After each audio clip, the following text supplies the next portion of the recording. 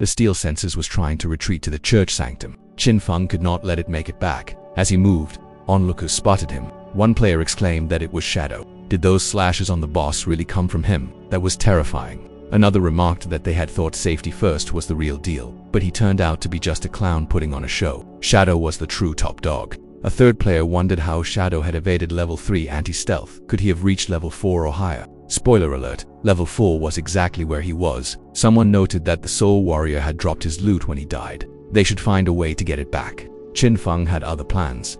He activated Blacklight Shield, 10 layers. Each layer could block one instance of damage. The boss suddenly launched an attack. Then he moved in. Now was his chance. Instant shadows slash the boss was covered with massive slashes. The shield absorbed the reflected hits. Out of the 9 strikes from instant shadow slash, the last 3 landed during the boss's reflect damage state. If not for Blacklight Shield absorbing those 3 hits, he would be dead already. The Blacklight Shield layers dropped from 10 to 7. Then the boss launched fire breath attacks. The Blacklight Shield instantly dropped to 0 layers. They came too fast. Even with over 80% evade rate, 7 shields broke in an instant. If he had been just half a second slower, he would have been instantly killed. The margin between victory and death was measured in milliseconds. Shadow lived there. A player from Safety First's group tried to sneak toward the dropped loot. Qin Feng noticed, trying to steal his loot.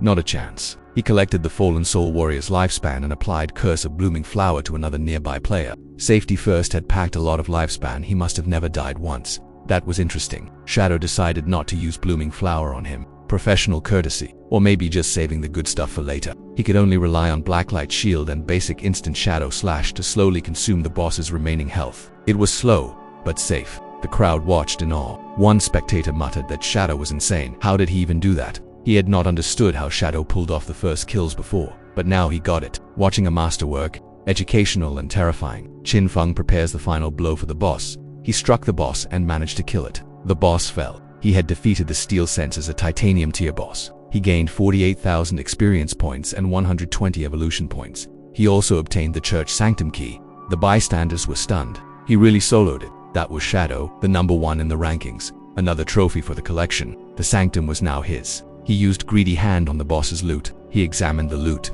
Black Flame's gift, bone-piercing leather armor, emerald tier assassin armor, physical defense plus 95, all element resistance plus 120, damage block plus 77, constitution plus 77, requirement level 13. Just one piece of emerald grade gear had more defense than an entire set of other tier gear. Its unique effect, Black Flame's gift, applied 1 layer of Black Flame to the target when attacking or being attacked, up to 5 layers. Each layer reduced defense and elemental resistance by 7%, though effectiveness was reduced against emerald tier bosses and above, and it comes with the effect of lowering both defense and elemental resistance. It is even better than that item from the Purifier boss, a debuff machine that also made him nearly invincible.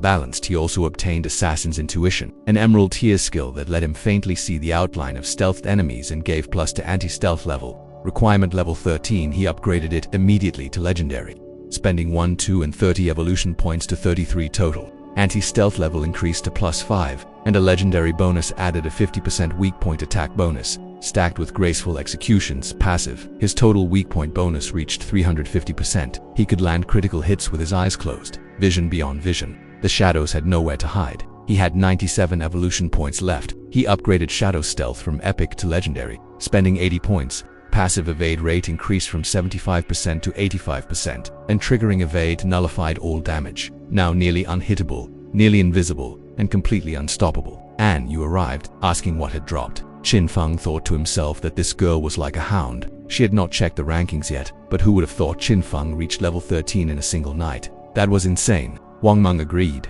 They grinded all night and still not halfway to level 11. Qin Feng is just too fast. She heard that and scolded him. No one liked being told they were fast. She asked if he agreed. He ignored the comment. He told her he had some new stuff. Prices were listed. If she wanted something, just buy it. 45,000 days for the whole package. Trade complete. He then mentioned he had something else for sale. He asked if they knew about hideouts.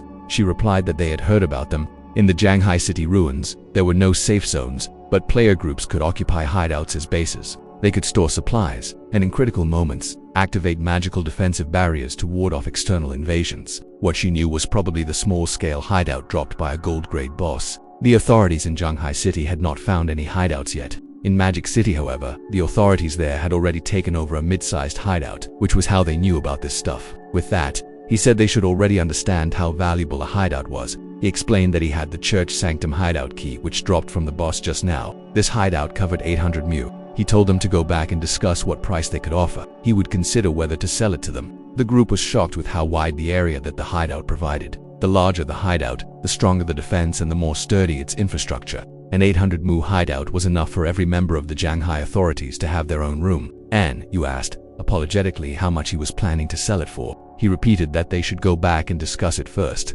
Tell him what kind of price they could offer, then he would decide if he would sell it. In his previous life, this hideout could be sold for 2,000 years of lifespan. If he managed to sell it to the authorities, then with the lifespan he already had, it would be enough to extract all his equipment, skills, and levels into reality. 2,000 years of lifespan for a building. The real estate market had changed, and you agreed to arrange for someone to report this to their higher-ups immediately. Then she mentioned one more thing they would like to ask for his help with. He told her to speak. She explained that they had just received news. In Dark Moon Town, 7 gold-tier bosses had gathered together. Lots of people had already been killed. They were willing to pay 10 years of lifespan if he could take them out for them. 7 gold bosses. Even if they were together, with the authorities' force, they should be able to deal with it eventually. If they were coming to him, they must be facing something really tricky. She complimented his accurate guess. They had managed to take one of them out, but who knew it would revive? Not only that, all 7 bosses suddenly had their stats skyrocket, and their entire team got wiped out instantly. Group bosses that revived? That sounds familiar. Could they be puppets created by the cursed slate from the ancient Godstone tablet? If it really was the ancient God slate, then this was an opportunity he absolutely could not miss. 7 gold bosses, unlimited revives, and a legendary artifact. This was not a request, it was a treasure map. He told her to send him the coordinates privately. He was heading there now. She wished him good luck. He thought to himself that this girl, An Yu, was actually pretty decent. 7 gold bosses, their drops could sell for 40 or 50 years of lifespan, and she even gave him 10 extra years as payment. How generous, or desperate. Either way, Shadow was on his way. Hope you enjoyed the recap. Smash that like button if you did, and subscribe for more. See you next time.